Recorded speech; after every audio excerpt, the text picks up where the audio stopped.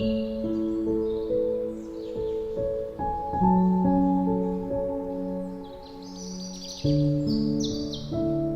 gente, bom dia a todos, né?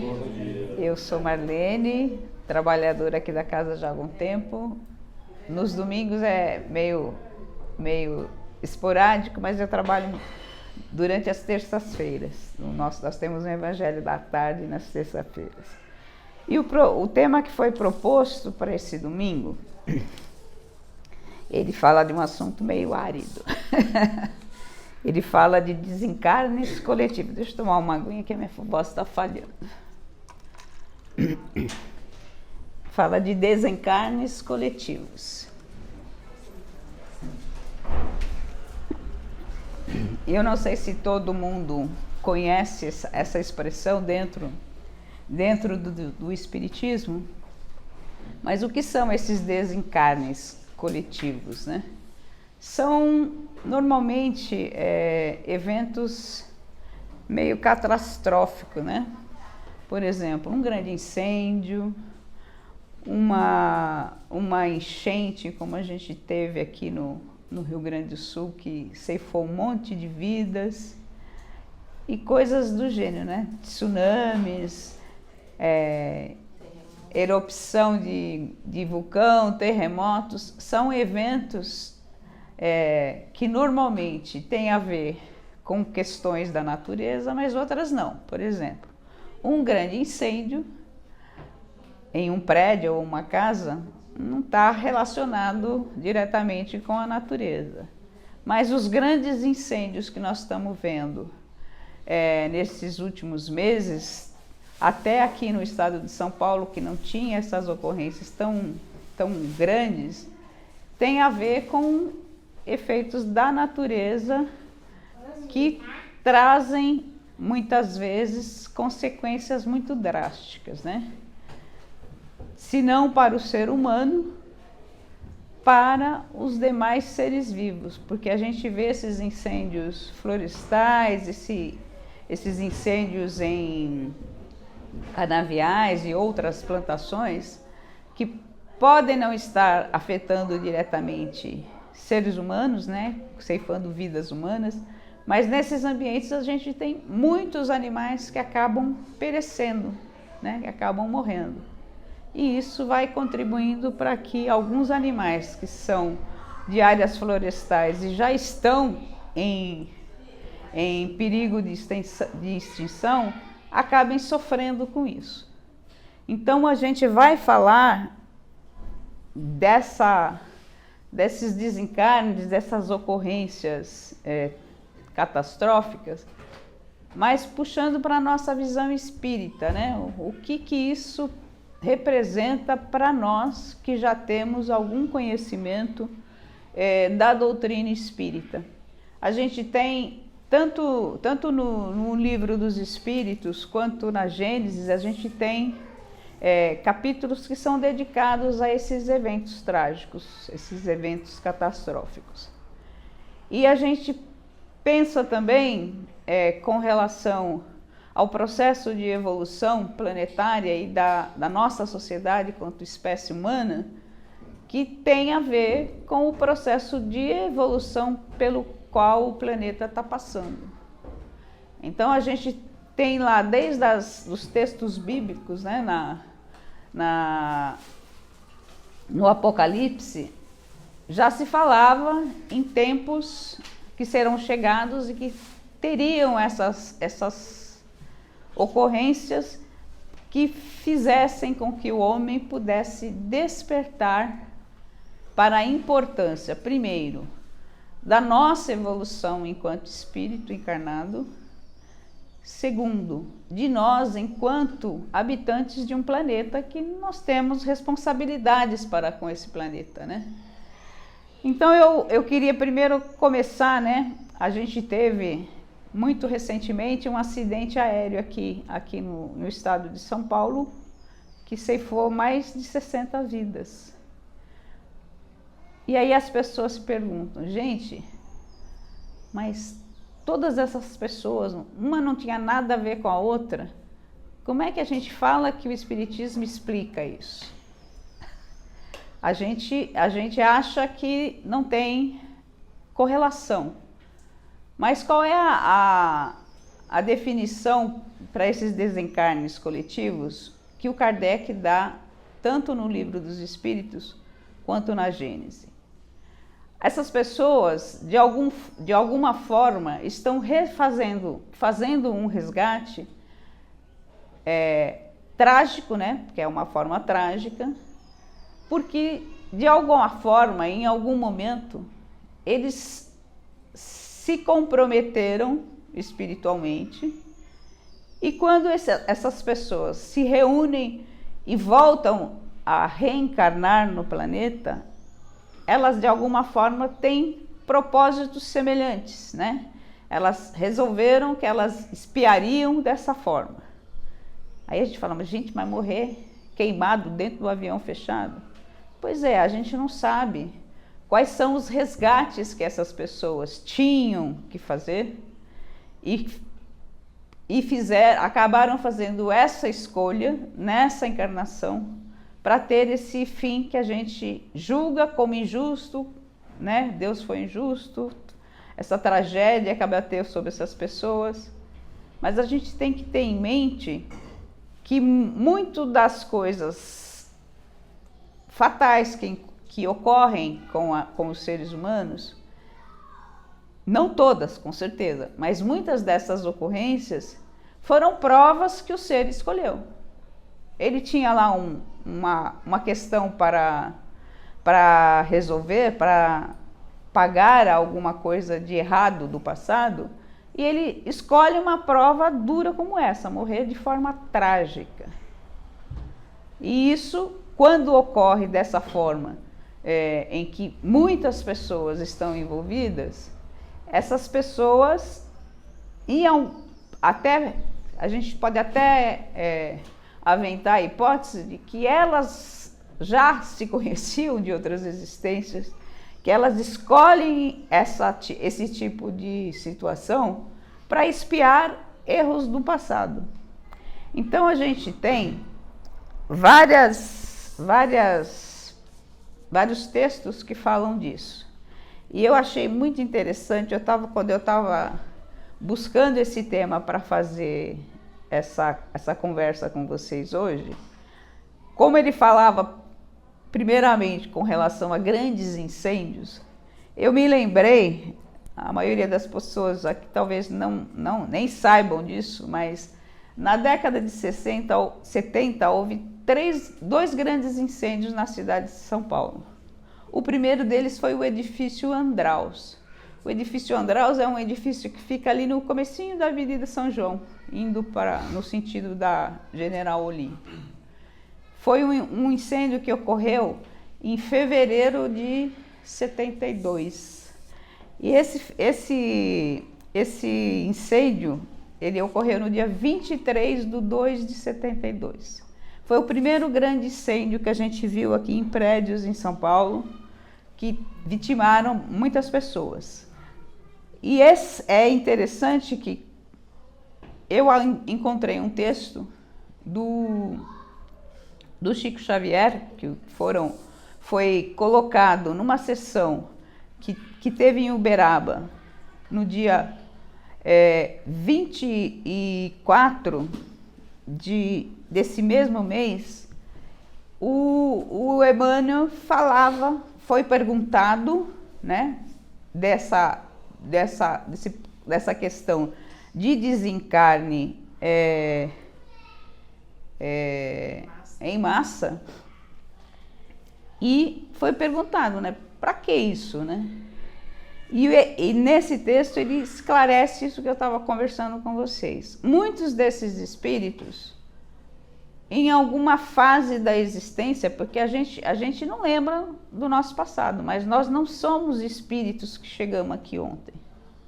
E nós, enquanto humanidade, se a gente for lá para trás, lá do começo da civilização, a gente vai ver que você tinha aqueles corsários, aqueles invasores, aquelas guerras cruéis que existiam.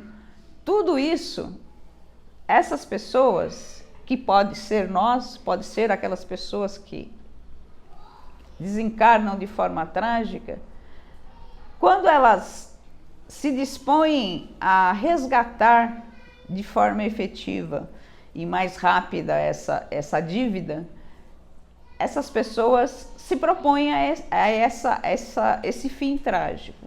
Então, em fevereiro de 72, uma reunião lá em Uberaba, foi perguntado, né? Sendo Deus a bondade infinita, porque permite a morte aflitiva de tantas pessoas enclausuradas e indefesa, como no caso dos grandes incêndios. E aí o Emmanuel foi esclarecendo, né? São dívidas passadas que essas pessoas resgatam nessas situações trágicas. E aí você tem, nesse mesmo contexto, houve um incêndio na década de 60, um circo que tinha em Niterói. E esse incêndio foi o incêndio que mais morreu pessoas aqui no Brasil. Foram mais de 500 pessoas que morreram nesse incêndio desse circo. E eu não sei se vocês conhecem, lá no Rio de Janeiro tinha uma pessoa que ficou assim completamente desnorteada. Era um senhor que perdeu toda a família, só ele se salvou. Ele estava nesse circo.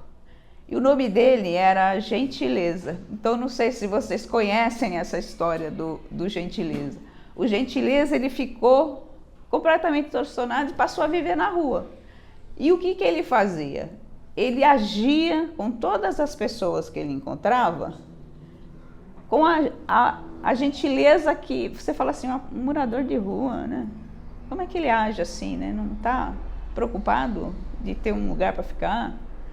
Então você tem isso, né? Uma outra coisa que tem a ver com o que a doutrina fala para a gente, esse grande incêndio, muitas pessoas ficaram, não foi só as que morreram, muitas pessoas tiveram queimaduras extensas, muito extensas.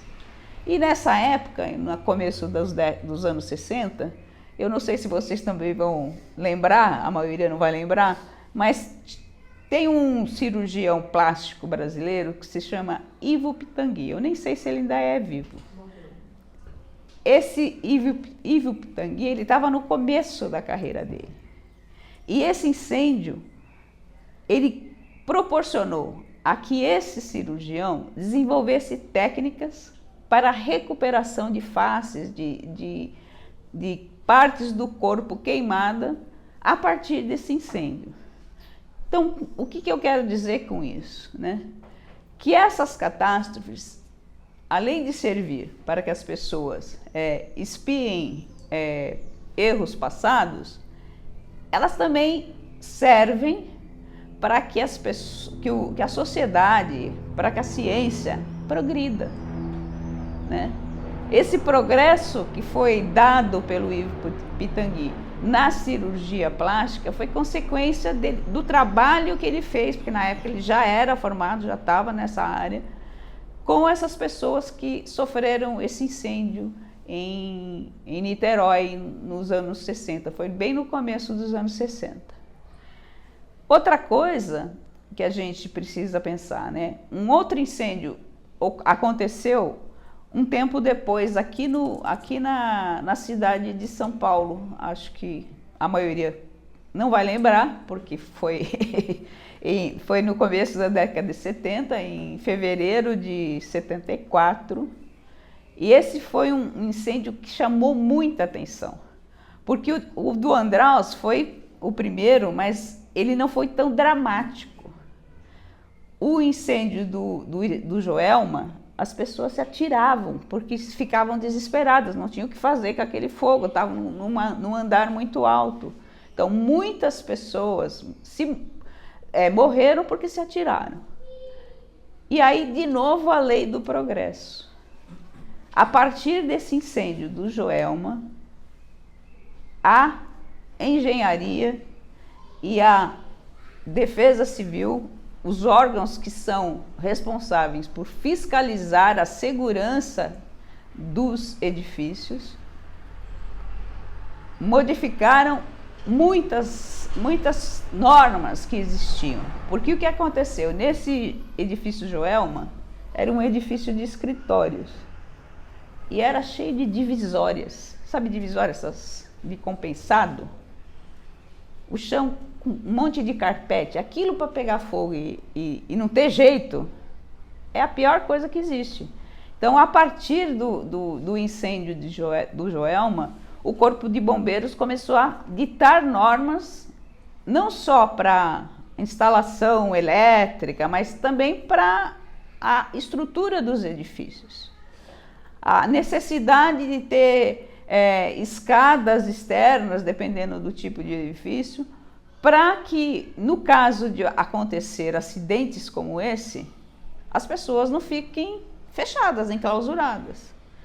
Então, tudo isso vai levando o ser humano a partir de eventos drásticos, trágicos, fazer modificações na forma de construir, na forma de conviver com as outras pessoas, para que esses eventos não ocorram. Por exemplo, Chernobyl. Chernobyl foi um acidente nuclear que teve na Ucrânia lá nos anos, acho que foi 80, se não me engano. Todas essas usinas, a partir do desastre em Chernobyl, começaram a ser fiscalizadas de uma forma mais atenta, porque é um tipo de evento que não vai fazer estrago só naquele momento. Chernobyl deve ter gente morrendo de câncer lá naquela região até hoje. Então, quando as pessoas perguntam, mas para que Deus faz isso? Primeiro, para que a gente progrida enquanto ser humano. Segundo, para que a gente progrida enquanto sociedade. Porque, além de tudo, o que a gente vê é que quando ocorrem essas grandes calamidades, como que aconteceu esse ano no Rio Grande do Sul, as pessoas se despertam para a solidariedade, para a compaixão para com aqueles nossos irmãos que foram afetados. Você pode ver isso em todas as grandes catástrofes, não precisa ser no nosso país ou na nossa cidade. Isso mobiliza as pessoas para despertar para essa importância de olhar para o outro, de sentir a dor do outro e se mover para amenizar a dor do outro. Que a gente tenha mais compaixão, né? Que a gente tenha mais raciocínio para detectar situações que possam ser provocadoras de incidentes desses tipos, né? E assim, o que fala o Livro dos Espíritos, né? Com relação a isso, né? Dentro das leis divinas, o que ele diz para a gente é que essas situações é para fazer com que a sociedade e as pessoas evoluam de uma forma mais rápida. Porque nós, aqui no Brasil, acho que nós estamos vivendo uma época muito polarizada, mas a gente percebe que nesse incidente que ocorreu no Rio Grande do Sul, muitas pessoas se mobilizaram para ajudar, até pessoas de outros países. E mais ainda, né? Se questiona os governos que estavam responsáveis por aquelas regiões da importância de se prevenir esses grandes desastres, né? E mais ainda, fazer com que a sociedade perceba que aquelas pessoas que estavam em determinadas regiões ali do Rio Grande do Sul, aquelas regiões não podem mais ser habitadas. Tem cidades que vão ter que ser mudadas. Mais do que isso, nós estamos percebendo uma mudança climática que muitas pessoas negligenciavam e negavam até, E a gente está vendo aqui hoje, né? Esse ar que nós estamos respirando em São Paulo, teve um dia dessa semana que o ar de São Paulo era o pior do mundo, da cidade de São Paulo. E olha que nós estamos a quilômetros daquelas queimadas que ocorrem nas regiões agrícolas. E a gente está tendo queimada em pequenas florestas ao redor da cidade de São Paulo, e mesmo na cidade de São Paulo, Cantareira já teve foco de incêndio. Então, tudo isso para chamar a atenção do homem para a necessidade de agir com a natureza de forma a não provocar o que está acontecendo hoje. Porque nós estamos vivenciando lugares com enchente, lugares com secas, a navegação na região norte prejudicada, as pessoas impossibilitadas até de se deslocarem de uma cidade para outra, porque dependem da navegação, não tem estradas, e o ser humano precisa começar a pensar a questão da água, a questão de você não desmatar, a questão de você reflorestar lugares que foram devastados. Ontem eu estava vendo uma reportagem falando sobre a questão de reflorestamento, que essas regiões do centro-oeste que tem muita pastagem, tem muita área degradada, muita área degradada, e que se aquelas áreas forem recuperadas, o Brasil não precisa expandir essas fronteiras agrícolas. A partir de um processo de recuperação de áreas degradadas, você pode continuar aumentando a produção de alimentos, a produção de carne, sem que você tenha que expandir essa fronteira agrícola. Porque o que aconteceu nos últimos 30 anos nessa região centro-oeste foi que desmatou tudo.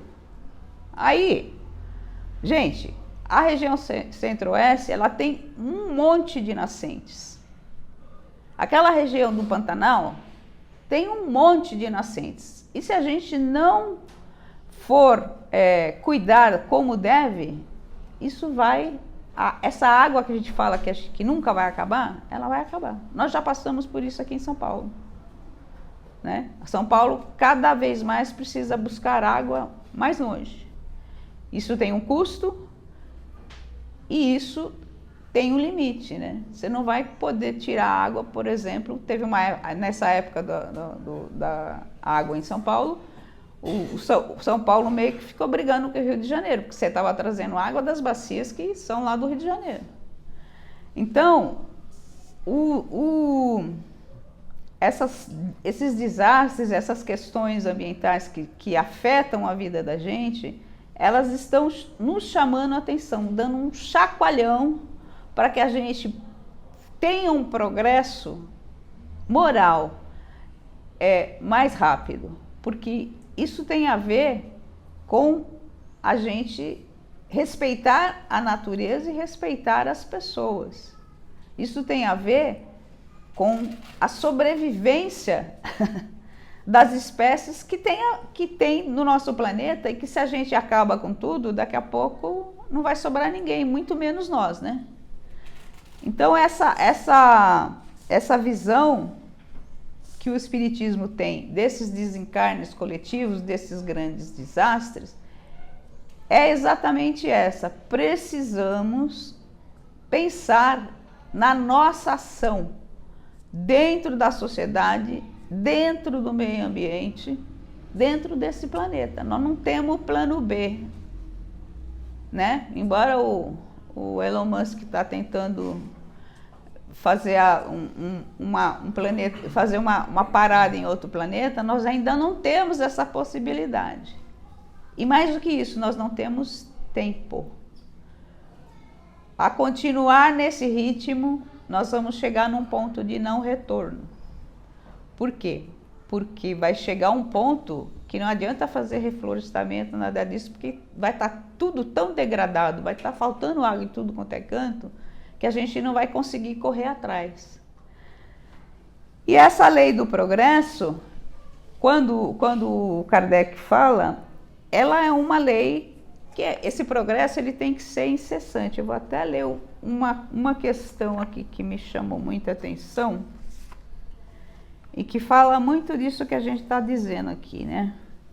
É a questão 783 que diz o seguinte: o aperfeiçoamento da humanidade segue sempre uma marcha progressiva e lenta. Aí ele fala: ao progresso regular e lento que resulta da força das coisas, mas quando um povo não avança bastante rápido, Deus lhe provoca de tempos em tempos um abalo físico ou moral que o transforma. Sendo o progresso uma condição da natureza humana, ninguém tem o poder de se opor a ele. É uma força viva que as más leis podem retardar, mas não asfixiar. Quando essas leis se tornam de modo incompatível com o progresso, ele os derruba, com todos os que querem manter, com todos os que querem manter, e assim será, até que o homem harmonize as suas leis com a justiça divina, que deseja o bem para todos e não as leis feitas para o forte em prejuízo do fraco. Então aqui o que o Kardec já falava lá nos idos de 1850, quase 60, é o que a gente vê aqui. Em nome do dinheiro, em nome de um progresso insano, o ser humano está caminhando para um ponto de não retorno. E essa necessidade de a gente se preocupar com isso não é só do governante, não é só do presidente, do governador, do prefeito. Ela tem que ser uma preocupação nossa. E essa preocupação nossa, ela tem que estar conectada com a sociedade. Nós elegemos as pessoas que fazem essas leis. Nós elegemos todos os cargos, né? Na maioria, nos cargos eletivos de parlamento e nos cargos executivos do nosso ordenamento social, nós elegemos. Então a gente precisa, quando elege alguém, cobrar dele. Mais do que isso, antes de eleger, tem que saber o que ele pretende. Qual é o projeto para o meio ambiente? Qual é o projeto para o ser humano? Então, a gente está aí, à véspera de eleições, e as pessoas ficam discutindo pontos que não têm a ver com essas questões prementes, sociais, que nós estamos aí na nossa cara o tempo inteiro. Então, essa lei do progresso vem para nos dar um cutucão. Ó, se vocês não fizerem, o negócio vai ficar pior. Se vocês não fizerem, eu vou fazer uma reviravolta aí nesses lugares todos, né? Então, o Kardec já falava isso lá em 1800 e qualquer coisa. Na Bíblia também a gente tem a parte lá do Apocalipse que fala nesses sinais dos tempos, né? Que grandes desastres, grandes calamidades iriam acontecer. Mas a gente e fala, às vezes, dependendo da interpretação que se dá, fala assim de um fim de mundo. Na realidade, o fim do mundo só vai ocorrer se houver uma guerra nuclear e acabar o planeta. Mas o fim do mundo é o fim que a gente precisa perseguir, é o fim desse mundo que não procura seguir as leis divinas. O nosso Livro dos Espíritos, ele tem um capítulo que fala das leis divinas. E uma das leis divinas é essa do progresso que eu já mencionei. Outra lei divina é a da destruição, porque o planeta e os ambientes periodicamente eles têm um processo de destruição, né? Se a gente for pensar numa plantinha, por exemplo, tem plantas que ela só revive se você for lá e podar ela quase no topo. Você está destruindo, mas aquela destruição ela tem um objetivo. Então a gente tem que pensar nesse processo de destruição que ocorre, mas que ele deva ser feito de forma tal que tenha um objetivo e que você sabe qual vai ser o fruto futuro daquele ato que você está praticando. Então a gente tem que entender essa lei de destruição nesse sentido. Eu vou destruir para renovar. A própria natureza faz isso. O que a gente tem aí? Hoje, a hora que nós chegamos aqui de manhã, a entrada da nossa casa estava assim forrada, forrada de folhas secas. Nossa, caiu alguma coisa. Ai, que susto. Tudo bem? Estava assim forrada de folhas secas. Então a natureza faz isso. Ela se desfolha toda no outono e no inverno, e daqui a pouco, semana que vem, nós vamos estar na primavera. E daqui a pouco, tudo isso vai estar verdinho de novo, se a gente permitir, né? Tudo isso vai estar verdinho de novo, vai ter flores para tudo quanto é canto. Então a natureza tem esse processo de destruir, reconstruir, destruir, reconstruir. Isso faz parte da lei divina. E esses processos que a gente vê de acidentes, desencarnes coletivos, também é uma forma de uma evolução mais acelerada. É uma forma de evolução desses espíritos que desencarnam dessa maneira mais acelerado. Então a gente tem que ver por um aspecto também, não como uma desgraça, né? A gente não tem que pensar, é uma desgraça coisa. Com certeza, a gente tem que pensar que essas pessoas que se foram de forma tão trágica, para elas foi um fim meio trágico. Mas será que quando ela chegou no plano espiritual e reviu a proposta que ela tinha de resgate mais acelerado, quando ela chega lá, ela já não fala assim, bom, agora eu cumpri, agora eu vou começar a construir. E aí você tem, né,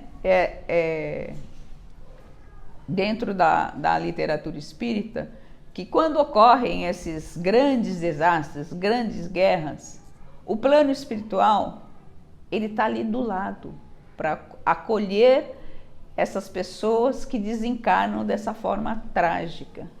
Eles estão amparados para, quando chegam no plano espiritual, primeiro ter a consciência de que já não estão, mas no nosso plano. E segundo, quando eles veem o filminho da última existência, tipo assim, eu me propus a isso e eu consegui cumprir essa minha proposta. Então, o que a gente tem que pensar é que não há transformação sem crise. As crises são oportunidades de recomeços. As crises são oportunidades da gente repensar as nossas vidas. Não precisa nem ser uma crise que vá culminar num desencarne, mas muitas situações na vida da gente, muitas crises pelas quais a gente passa, é para fazer com que a gente pare, repense e reprograme, né? Muitas famílias que perderam emprego, que passaram por situações de penúria muitas vezes, a partir dessa vivência começam a encarar as coisas de forma diferente. Porque vamos combinar que nós não encarnamos para acumular bens, para, como diz a Irani, tomar sorvete. A gente veio aqui com alguma proposta de melhora na nossa condição espiritual. A nossa condição espiritual, ela vai evoluindo a cada nova existência. E quando a gente vem para cá, tem uma proposta Deus nos permite ter livre-arbítrio. Muitas vezes as pessoas chegam com uma proposta e a hora que se vê de frente com aquela situação difícil, elas deixam para depois. Deus permite. Deus permite que a gente deixe para depois. Mas quando a gente retorna no plano espiritual e vê que a gente desperdiçou o tempo que a gente tinha, é aí que ocorrem essas grandes provas que a pessoa se dispõe a fazer. Porque você percebe que aqui o tempo, ele é por mais longa que seja a vida, é uma coisinha muito pequena.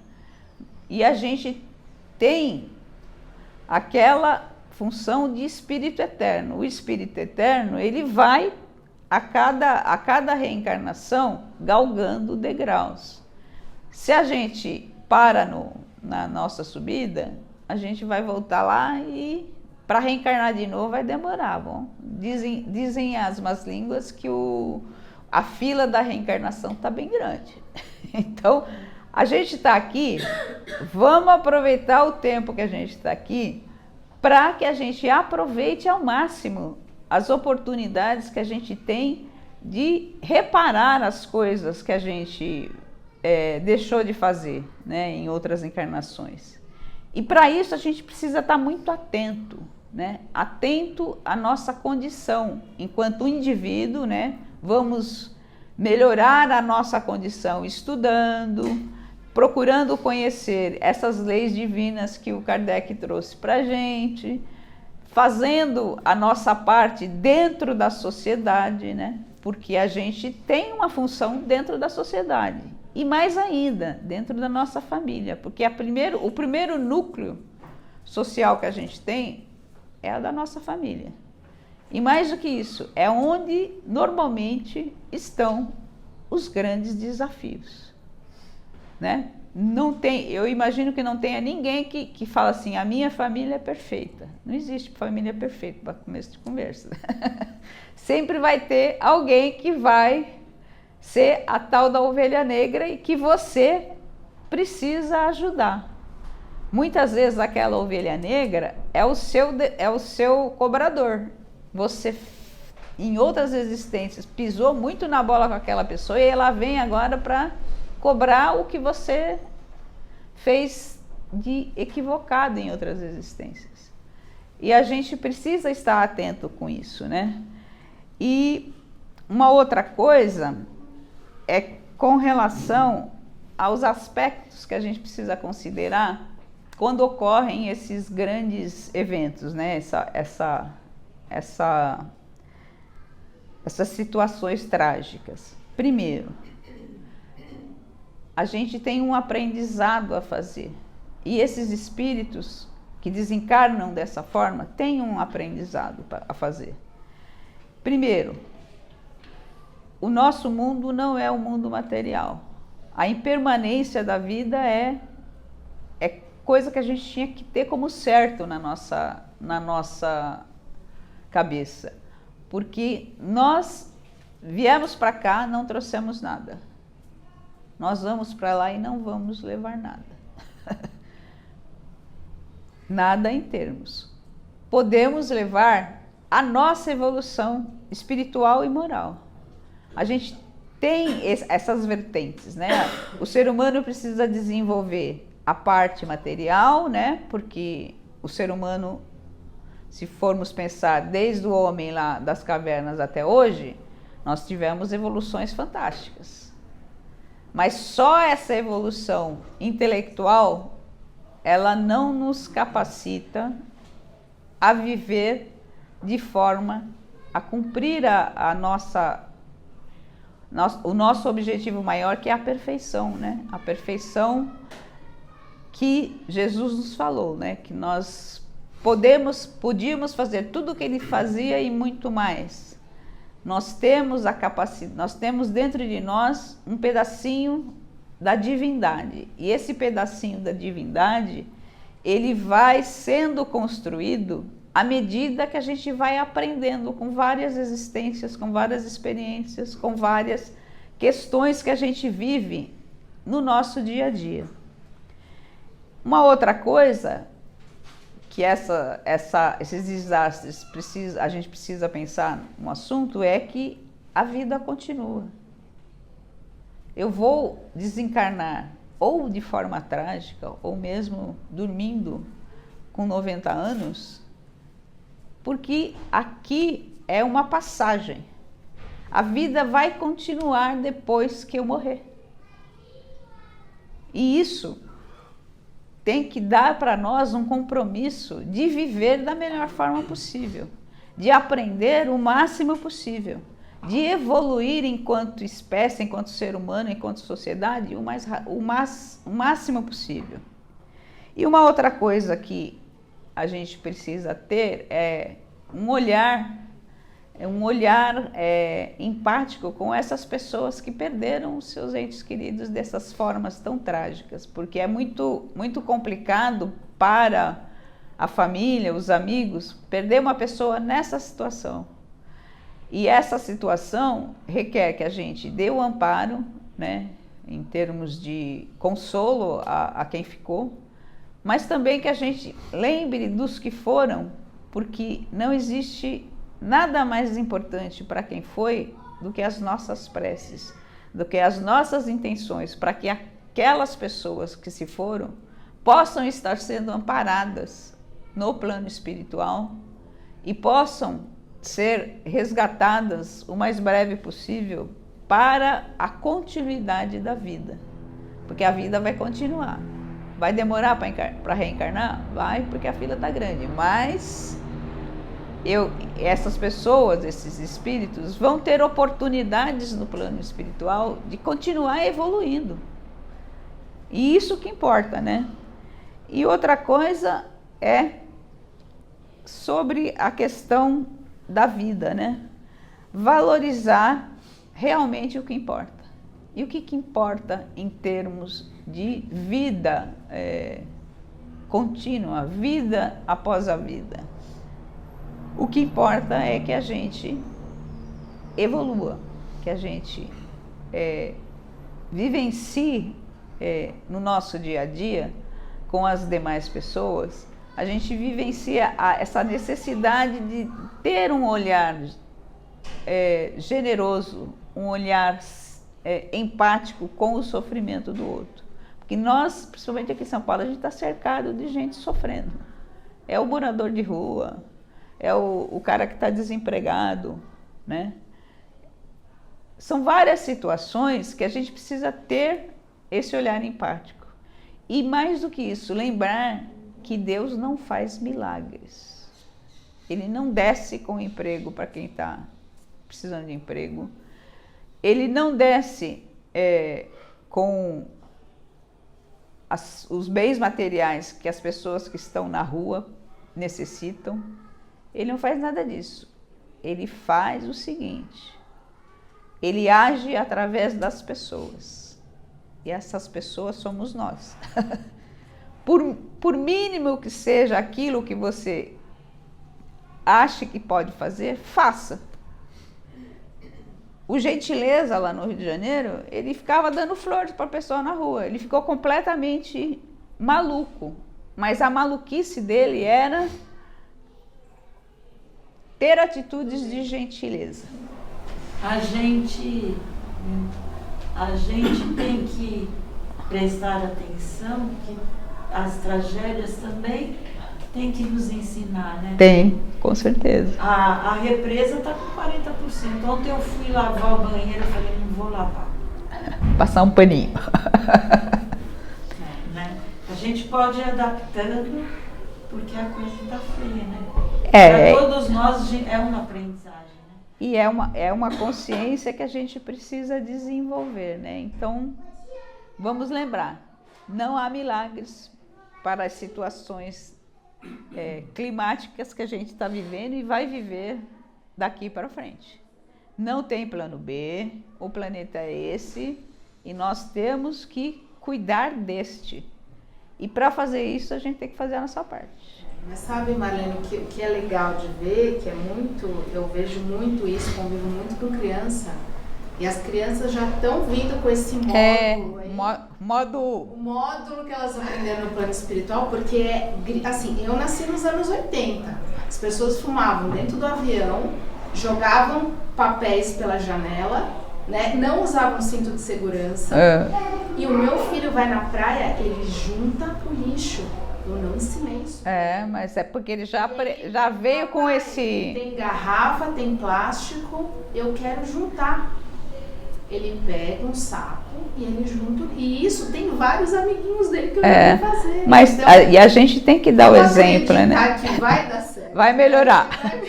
Você sabe que esse ano, no começo do ano, eu fui para Itanhaém. Fiquei uns dias lá em Itanhaém e estava voltando de uma praia para outra e estava um trânsitozinho meio parado, sabe? Aquela filinha de carro. Aí eu vi um cara jogou uma lata de cerveja, Guaraná, sei lá o que era, pelo vidro. Eu falei, gente, o que é isso? Aí eu vi um cara correndo assim, ele foi lá, pegou e falou assim, ó, é seu. Caiu. Acho que você não percebeu. Acho que o senhor não percebeu, mas a latinha voou do seu carro. E botou lá dentro e foi embora. O cara deve ter ficado morto de vergonha, porque todo mundo viu aquilo. Sim. Então são atitudes, você não precisa ser agressivo para dizer pro cara, olha, você não pode jogar isso aí. Amigo, ó, esse lixinho que você deixou cair aqui, tem um cestinho ali na frente. Vamos colaborar? Então é isso, a gente precisa ver essas calamidades, esses desastres que estão acontecendo como uma oportunidade que Deus está dando para a gente, para tipo assim, olha, presta atenção. Porque a gente só aprende pela dor, né? Se a gente só aprendesse pelo amor, não precisava mais ter nenhum desastre. Ele está ali falando, presta atenção, o planeta não está dando mais conta, porque a coisa está feia. A gente não tem mais esses recursos todos de água, de comida que pode ficar desperdiçando, né? Plantou aqui, aí agora eu vou lá e abandono essa terra aqui, vou fazer naquela outra. Tudo isso está chamando a nossa atenção. E a gente precisa chamar a atenção das crianças, que elas já vêm com esse chipzinho que a Mariana falou, e a gente tem que ser o exemplo. Você não pode, que nem esse camarada que jogar latinha, não sei se tinha alguma criança dentro, não vi, mas aquilo é um péssimo exemplo. Então a gente precisa fazer a nossa parte e lembrar que não tem milagre. O milagre são as pessoas que vão lá e fazem a parte que precisa ser feita. Tá bom? Nesse avião, quando teve um rapaz que falou assim, olha, eu quase fui, eu perdi a hora, não sei o quê. Ele também falou, olha, agora eu vou viver diferente. E se a gente for lembrar... Sempre tem, né, aquele atrasado que pegou o avião. E teve gente que brigou porque queria pegar, né? Essa é a questão.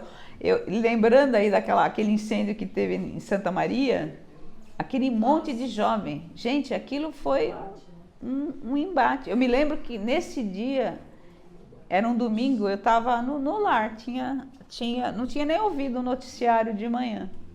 E aí a hora que eu cheguei no lar, acho que era a Ani que estava fazendo palestra, e ela mencionou, pediu para a gente fazer uma oração e tal. E aí eu lembrei, eu tenho uma sobrinha que tem muitos amigos em Santa Maria, e naquele final de semana ela estava lá. A primeira coisa que eu fiz quando eu cheguei em casa é ligar para a mãe dela e falar assim, tá tudo certo? Tá tudo certo, Canaira? Ela falou assim, não, tia, ela não estava lá não. Porque ela é muito baladeira, eu falei assim, no mínimo, foi passar fim de semana com os amigos, e gosta dessas coisas, né? Mas assim, a gente tem que pensar o seguinte, outra coisa, esse incêndio que teve em Santa Maria, ele mexeu muito porque assim, você via que tinha responsabilidades dentro do poder público que não foram cumpridas. Então, isso precisa ser cobrado. Quando você vai no lugar, você vê uma coisa meio esquisita, a saída fechada, a saída de... denuncie. Mas é isso, gente. Mariana, posso fazer uma parte? Claro, com certeza. Tudo isso que você comentou aí, e eu estava aqui pensando que que as grandes tragédias, exceto as naturais, né, que é terremotos, maremotos, vulcões, né, que não são ocasionados pela mão humana, a maioria, todas elas, inclusive toda essa tragédia no nosso interior do estado, todas elas foram ocasionadas pelo homem. Né? Pela ganância do homem. Pela ganância. Então, quem conhece a região de Ribeirão Preto, essa região toda, é um momento que eles já fizeram a coleta, já colheram, né, a cana, o café, etc. E agora estão preparando o solo para replantar. E aí as palhas, etc., eles têm que queimar, porque não tem como tirar de outra forma. E outra coisa, as tragédias na aviação, a maioria, ela também é ocasionada pela mão do homem, porque esse avião que caiu recentemente, foi constatado que o piloto, ele viu que estava com problema no processo de eliminar o gelo. E ele mesmo assim foi fazer a viagem. E aí eu estava comentando com um amigo, eu falei, mas a gente não sabe qual é a pressão que houve dos donos, dos diretores, para que tem que ir. Mas né? isso já foi até falado, depois que se aventou essa hipótese aí, já foi falado que esses pilotos dessa companhia já estavam vivendo no limite da pressão. Exatamente, porque a gente vê toda hora agora, parece que toda hora tem problema com essas aeronaves. E nós vamos lembrar também o acidente da TAM, né, em Congonhas, que o avião já tinha aterrissado por um problema mecânico e falha humana, né? Aí o que ele faz? Para ele, eu não sei qual foi, ninguém sabe, ele faz uma curva à esquerda e acaba atingindo um prédio lotado de gente trabalhando e todos morrem.